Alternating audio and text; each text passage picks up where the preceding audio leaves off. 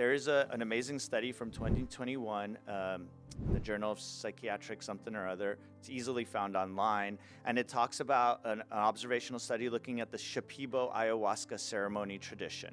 And that's probably the largest Amazonian tribe organization, for lack of a better word, culture that has sort of spread throughout the Western world. And the evidence was overwhelming that for long-term wellness, for mental health, that practicing and sitting in ceremony is very, very beneficial. I think that, we have vilified drugs. We have separated them from the ceremony and from the tradition. And that's really, really sad because it all goes together. It's not about taking a drug, crossing your fingers, it's gonna make you feel better. When I talk about ketamine, I always say it has to be paired with therapy, and that's like a bond between the patient and the therapist.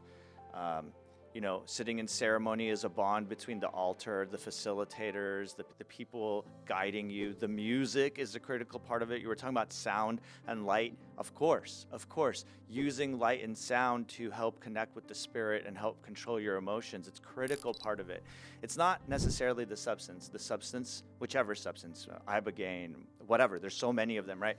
They're a lubricant is how I'd like to think. They create an openness to the flow, but then really tapping into energy, tapping into the spirit world is all about your set and setting. It's the environment, it's the people around you. And so I hope that, as you and others like you promote and grow this sort of understanding your mitochondrial health and metabolic health and testing for it and doing the things to excrete the toxins and get rid of the garbage from our lives.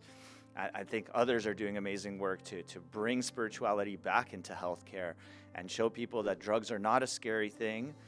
And when I say drugs, I mean these illegal drugs. All these substances we just mentioned, for the most part, were part of the drug war, vilified and scared. Even ketamine, which was never made illegal, is like a class 3 drug.